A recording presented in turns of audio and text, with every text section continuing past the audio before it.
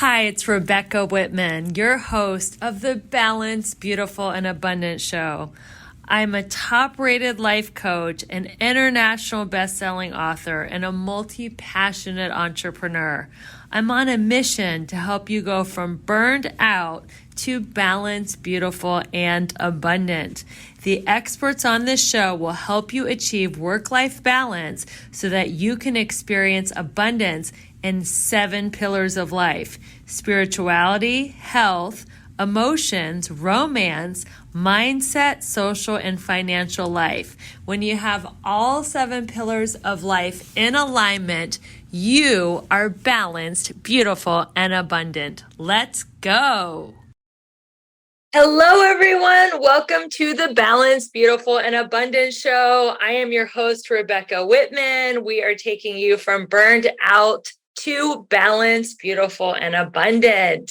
Today we have a wonderful guest. Her name is Kelly Collins. She goes by CK as an author, but as she was saying when the show came on, she's been Kelly her whole life, and she'll be Kelly on this interview.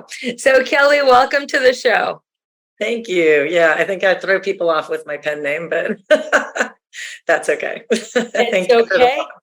It's great to have you here, and I can't wait to tell my audience a little bit about your interesting background, and we'll get way more into this story. Kelly is the author of The Swipe Right Effect, The Power to Get Unstuck.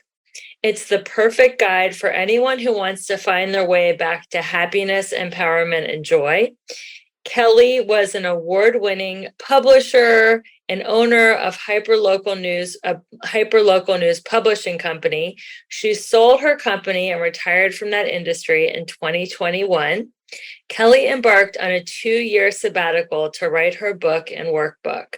Her travels include Utah, Grand Canyon, Buenos Aires, Patagonia, Portugal, Spain. She sailed from LA to Mexico.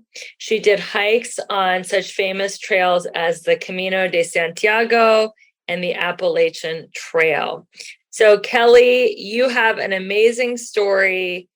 Tell us, how did you get to be doing the work that you're doing, and what made you want to go on such adventurous travels? And just, tell us your origin story. I can't wait to hear it. Well, in 2017, I had a very big change in my life. It was really a trifecta of change. My youngest child graduated from college, so it was full-on empty nester. My 31-year marriage ended, and I sold the business. I decided to sell the business right then. And because of the divorce, it just seemed like the best thing to do for many reasons. And so I did sell the business, and I stayed for 3 years and ran the company for them. And then I retired in October of 2021. And I really just needed to hit the restart button and figure out who I wanted to be. And so I hired a life coach, and I traveled for a year, and I had her keep me on track to kind of figure out my what's next. And I started writing.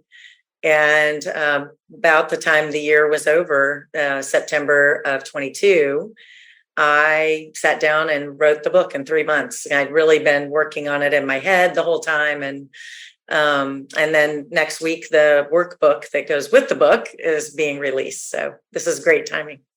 I love it. So what does the swipe right effect mean? So in the dating apps, as many people know, when you swipe right, you're choosing someone. Yeah.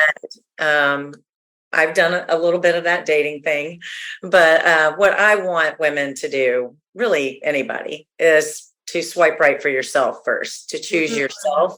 Yeah. And the effect of that is you take back your power. You learn to love yourself. You learn what you want. You create a vision for yourself. You invest your time, money, all your resources in yourself first. And then the effect of that is you have a happy life, and you're going to attract a much better partner when you already love yourself and you're not looking for that validation in someone else. I can relate. I mean, I only had a 3-year marriage, but I also got divorced in 2017. And my dad also died the same week my divorce was final. My dad was died. So I had a lot of changes and I reinvented myself. So what would you tell women who feel like they're at an impasse and they don't know how to reinvent their lives and restart like you did when you left your publishing company and left Tennessee and you made so many major life changes in 2021? What gave you the impetus and the courage to do that? Well, the first time I really did solo travel was 2018. So it was the end of 2017. I made the decision to divorce. And I also made the decision to hike the Camino de Santiago, which is a 500-mile spiritual hike in Spain. And that really, it was a huge risk. It was an investment of 7 weeks in myself, leaving my company, leaving my home and my family. And, it taught me to put myself first. And I think women, a lot of people do it, but especially women, we take care of everyone else and we don't take care of ourselves. And so that was my first real investment in myself. And when I came back, I had a real good start on where I wanted to go with my life. And I had a 3-year runway. When I sold the business, I was employed for 3 years and I was able to, kind of really spend time thinking about that, spend time with my coach. And it was a really good experience. So I think not everybody can go 500 miles and go to Spain and hike and all that, but you can invest in yourself and find ways to do that. It's just go inward. There's so many simple ways you can start to do that. Just, with little mantras, I think when I started meditating, I really couldn't, my mind, I was in such a bad place and my life was going and it was in turmoil and I was going through so much change. I just had to learn to just say, I am enough and just sit with myself and say that over and over. And that led me to being able to meditate, and that led me to guided meditations. And now I create guided meditations. So, but I think investing in yourself is really, really important. Did you complete the whole 500 miles by yourself? I did. Yes. I met a lot of people along the way, I walked and I met people from all over the world. But yeah, I did the 500 miles in 6 weeks. And then had stayed for another 5 days to kind of regroup and figure out, how I was going to handle going home, because I was going home to a lot of things. So how many hours a day did you walk? It depends on how far. The least amount I walked in a day was 8 miles and the most I walked was 21 miles. So it really depended on how far I was going. And like that 8-mile day was a very, very difficult day because it was straight up. And so that's why it was only 8 miles, because it was a very tough terrain. But yeah, so anywhere from like 5 hours to 8 hours, just really hopefully don't do more than that. Were you sore the whole time? Like just popping Advil and stretching? Like that's what I would be. I'd be so sore. I did yoga daily for sure. I had to stretch out my back and my shoulders because I was carrying a 20-pound pack the whole time. But yeah, so it was very important to put self-care first above all. And you do rest. You walk for a few hours and stop for coffee or breakfast, and then walk for some more, 3 hours and then stop for lunch. And so you definitely have rest. And that's when you talk to the other pilgrims. And I learned so much from people and hearing their stories and receiving encouragement from them. And it's really quite a beautiful experience.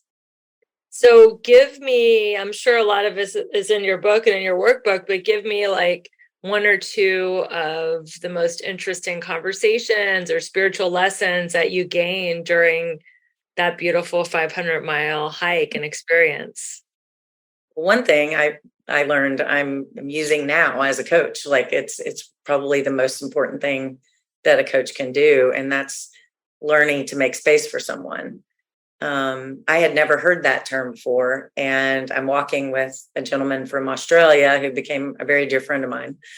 And he was saying, and now I just said, thank you for listening. And he said, we all make space for each other on this trail. And I said, what do you mean by make space? And he said, listening without inserting yourself into the story. And, which I realized immediately when he said that, I do that. I had done that my whole life. Like, oh, I feel that way too. Oh, that happened to me too. I completely understand how you feel, and it's instinctual to want to try to make somebody feel better. But what I find people really need is just that space where they can tell their story and share their pain or share their joy. But I think that learning to make space for someone was a big life lesson. It made me a better boss. It made me a better mother, it made me a better partner, made me a better friend, daughter, sister, learning to listen.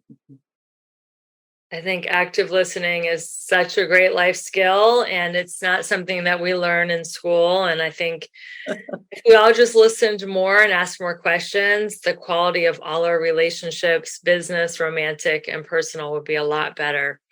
So then you also hike the Appalachian Trail, which is a whole different experience with different types of people. So where did that trail start and end? So I've just done portions of it. I've done along the North Carolina, Tennessee line. I've done the New Hampshire stretch in the White Mountains. And I did a portion in Georgia as well. And so just kind of piecemealing that together. And I don't have any intention of doing the whole thing and, being a through hiker, but I do enjoy experiencing all of the different states and the different mountains. And I think it's just a fun goal to find different parts of the AT and go hike it. Going to New Hampshire again in just a few weeks, early October. To hike it again? Yeah, my best friend's going to go with me this time. So, oh, that's great. So are the people a lot different in Europe on the Camino Trail versus the Appalachian Trail in America? It's mostly Americans on, the AT, but in Spain on the Camino, it's people from all over the world. And really the United States and Australia both are like 14% each. And there's a big portion of the Spanish and Portuguese population that walk it. But I met people from Germany, South Africa, Canada, England. Netherlands, Sweden, just people from all over. And I interview several of them. They're in my book. So that's great. Yeah. Now, the Appalachian Trail, are there like as many coffee shops and places to stop, or is it more rustic? No, it's total backcountry. It's very rustic. That's what's so great about the Camino is there's support services. So you're not having to carry, you stay in hostels. You don't have to carry a tent. You can get away with a very small sleeping bag because you're sleeping in bunks, and the support services, the medical services, everything's really so set up for the pilgrims because it's a big part of the economy for Spain and Portugal. I've done Spanish and the Portuguese Caminos. So, but it really does help the economy there. And so they take great care of the pilgrims. I got sick and had to go to the hospital to get antibiotics, and I never even got a bill from them. Like it's pretty amazing. That is amazing. So what did you have to quit in order to heal? I quit several things. I quit the doubting myself. When my marriage ended, a lot of tough things came out. There was an extramarital affair, and it had been going on a long time. And I had really I knew something was wrong, and I had been fighting for my marriage, but I was being gaslit basically. And so I really started doubting my intuition. I started doubting the belief in myself. And so I had to quit doing that to go forward into my life. I had to learn to trust my intuition again. And I believe women's intuition is so valuable, so important, and absolutely essential, especially for single women. We need to be able to trust ourselves. Is that why the marriage dissolved, due to infidelity, or were there a variety of reasons? I think, we've been married a long time. And so I think there was a variety of reasons that caused what happened. But it definitely was the infidelity. It just had gone on a very long time. And, that time I was fighting for my marriage. So I knew I needed a fresh start. I knew I needed a new life. Yeah. Well, it takes so much courage to leave a 31-year-old marriage. And not only did you leave it, you went on this, worldwide tour and met all these people and wrote a book. I mean, I think pilgrim is a great word, because you were definitely on a pilgrimage. Um, what were you seeking when you just went off on this adventure? What were you pilgriming toward? I think I was looking to learn how to forgive. Mhm. And yes, to try to forgive my husband, but also myself, Mm. because that was much harder. And sometimes I still wonder, have I truly forgiven myself? But it is really important to kind of take a look deep down and see, you know, I kept asking myself, why did I stay when I felt unloved? Why did I fight so hard for something when he wasn't fighting for it? Why did I start doubting my own intuition? Why didn't I look harder to try to see what he was doing? And I just was really, I'm a very strong woman. I'm an intelligent woman. I'm a brave woman. Why did I let that happen to me? And that's the conversation I was having in my head. And I really had to learn to just kind of almost draw this line in the sand and say, old Kelly, new Kelly. And new Kelly looks at old Kelly in the mirror and says, I love you. I forgive you. You deserve to be happy, and I'm going to forgive you and you can go away now because new Kelly has some fun to be had. Oh yeah. Yes, I agree. Life is supposed to be fun. So how did you find out about the affair, and how long did it go on, before you finally decided to leave the marriage? He ended up confessing one night, and I pushed hard, just saying, I don't understand, why this, I just don't understand why you don't look at me like you love me anymore. Like, what's Mm. going on? And it was several years. It was 6 years. And in the meantime, I was, started a company, ran a company, got the kids through college and all of these things, good, normal life, hard things that were going on. And yeah, so I do look at my part in what was wrong with the marriage. I don't blame it all on him. I think it's very healthy to accept my own responsibility, but it was the infidelity and the length of it, which you can imagine in that amount of time, how many lies were told. How So long how long was the infidelity happening over? How many years? 6 years. Yeah, and is he with her today? Yes. Wow. Yeah, that is really tough. So now your kids are having to have a relationship with her, and wow, so is everybody healing? Like, how are the kids doing? Yeah, they're great. They're good. They're really good people and they love their dad. And that's the most important thing. He loves them. He's a good dad. It's so important to co-parent, because I'm actually married to someone who has 3 kids, and I think having a good relationship for co-parenting is just better for everyone. Yeah. So, especially the kids, which is the most important. Um, so what is that feeling that so many women have? Like, I'm meant for more, there's something missing in my life. Like, what does that feeling mean to you, and how can women really lean into that feeling and take action? So when I was doing the book, the book tour, the book signings, the book clubs, the book discussions, and leading workshops, and I kept seeing this thing I hadn't noticed before. And of course, I'm around a lot of women because they're primarily the readers of the book. And a lot of them were saying, I feel like something's missing, whether they were married, whether they were single. It does seem to come around 45 and up. And I think that everybody says it with this worried look on their face. Like, I don't know, like that I've raised the kids, I've had my career, and now I feel like there should be something more.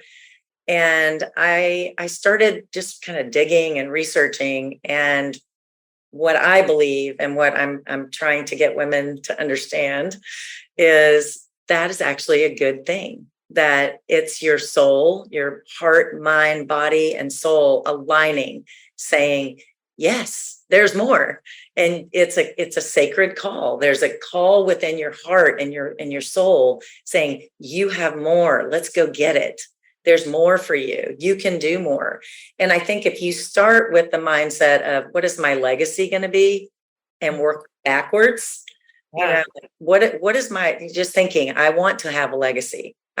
Everything I am that I've experienced, that I've learned, and that I've done goes with me when I die, unless I find a way to leave a legacy and leave what I've learned, because every single person has something to offer the world. And I think as women, we're very caught up in what is going on with the rest of the world and our kids and soccer practice and, working out, trying to stay in shape and all of that. But we don't think about, what is my life purpose? Why am I here? Why am I on this earth? And what am I supposed to help how can I leave the world a better place? And so I created a 6-month program where we walk through the steps of figuring out that. And I also created a retreat, a visioning retreat, where women can come in and spend the weekend here in Rhode Island. It's a beautiful farmhouse, and we're going to do that in November 2nd through 5th. But it's really about learning self-care, through meditation and mindfulness and motion.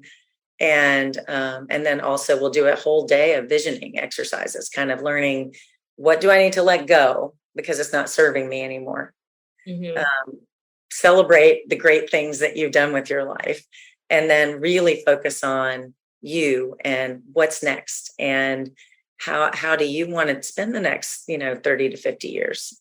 And so I'm really excited about all of it. And the 6-month program launches October 3rd. So I've just been bubbling with excitement, ready to go. That's exciting. You have a lot of great stuff going on. So how has the dating life been for you post-divorce? You were divorced, it was finalized in 2017. So you've been dating for 6 years. What's it been like?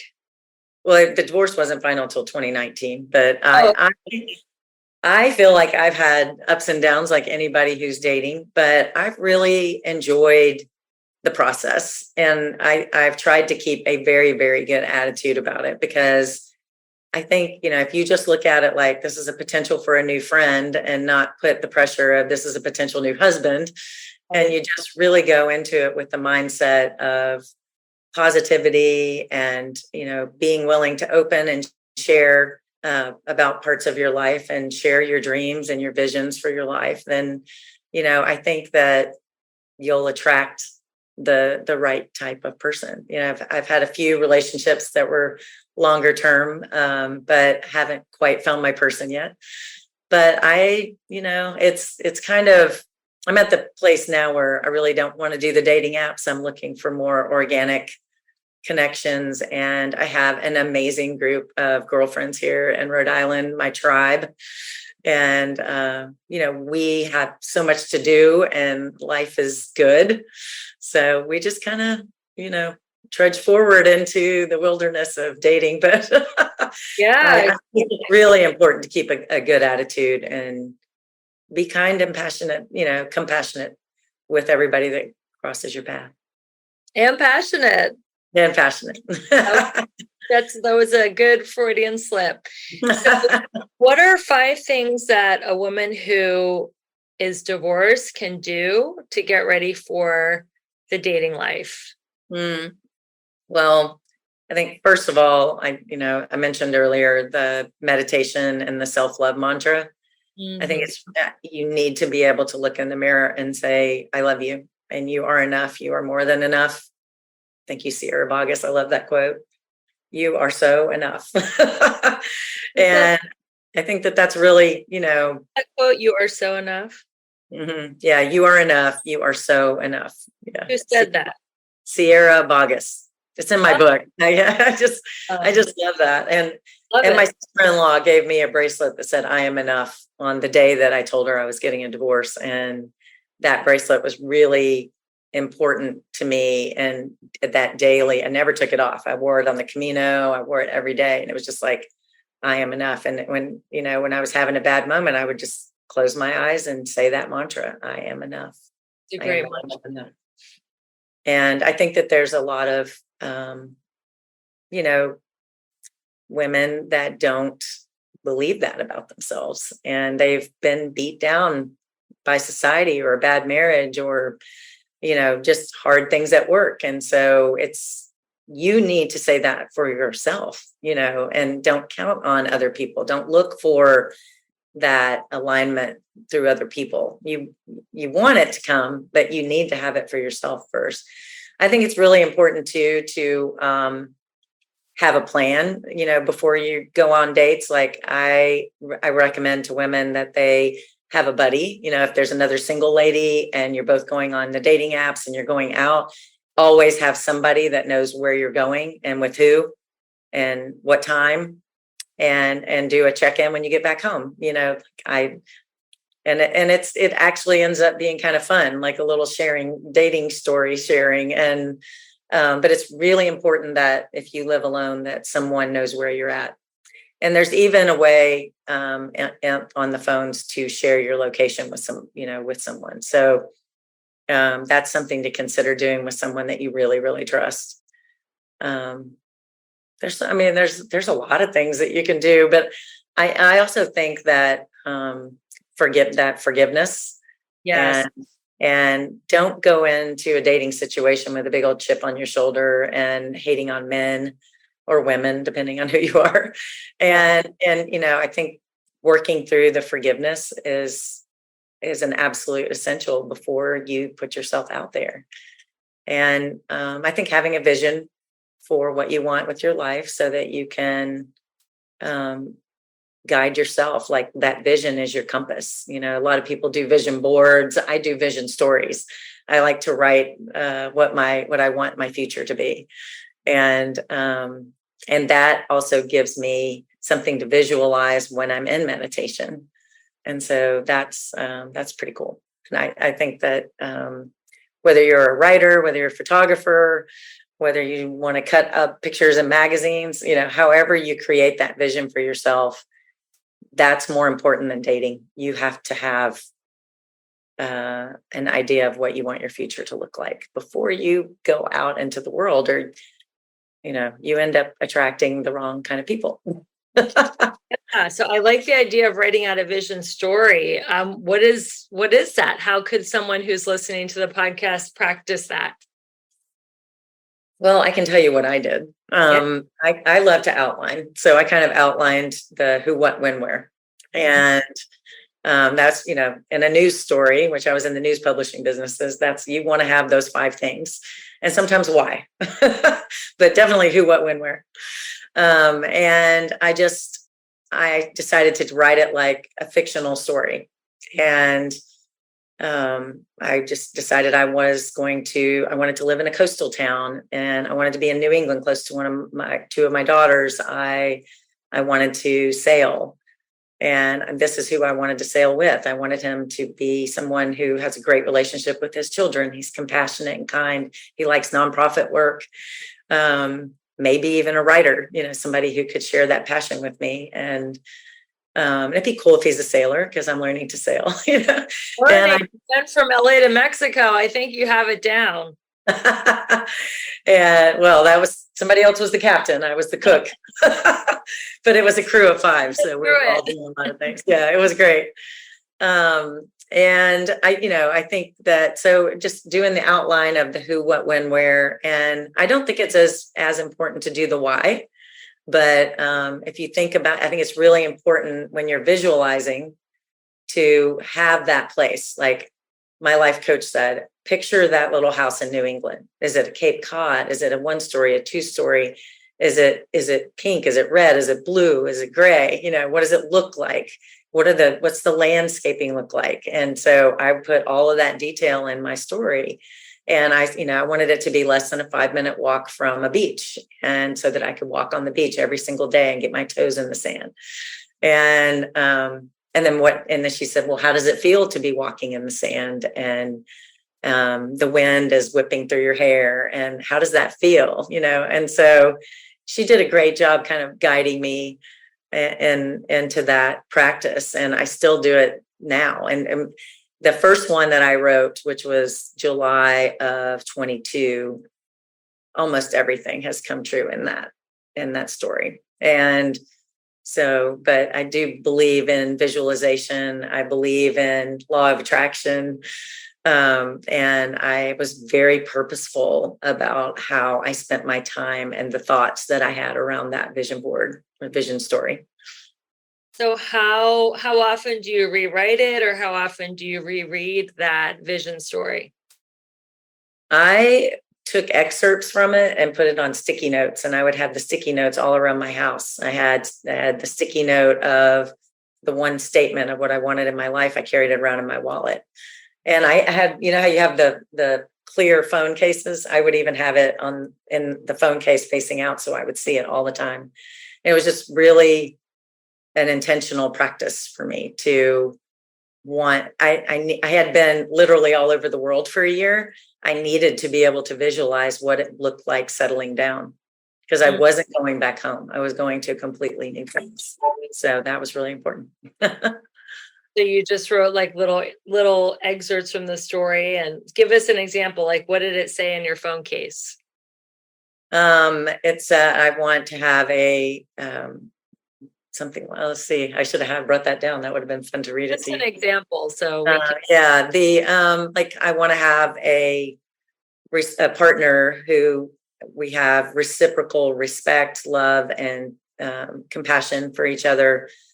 We both have great relationships with our children, and we make a safe place in our little home by the ocean where they can come and laugh and be loved. Beautiful. Well, speaking of a safe place, my last question is, what are 3 ways we can find peace in our life?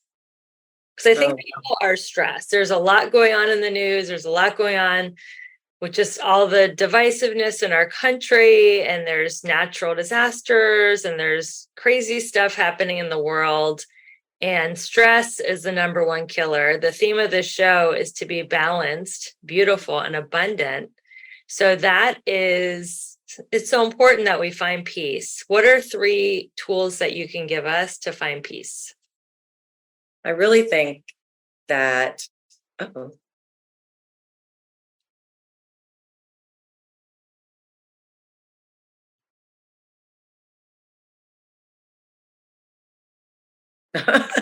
lost you there for a minute. Oh, okay.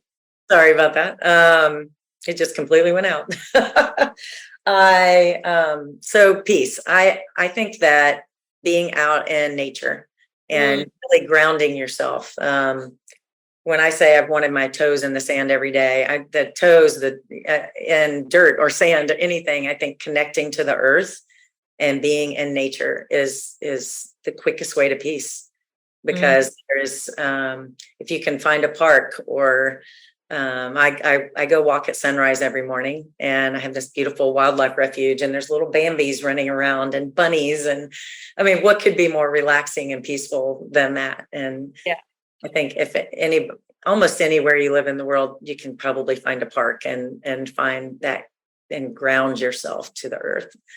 Again, I know this is a theme here, but meditation is a very, very much a peace providing act. And I think even if it's just a breathing meditation, taking the time to do your breath work, box breathing, breathe in, breathe out, breathe in, breathe out. I think breathing and meditation are really impactful in my clients' lives. And that's where we start. I start with that in my workbook, is we're going to learn the 5 breath works. We're going to breathe in 5, hold it, breathe out for 5. And so just really connecting and centering yourself is, and that's how I've had success doing it, and my clients as well.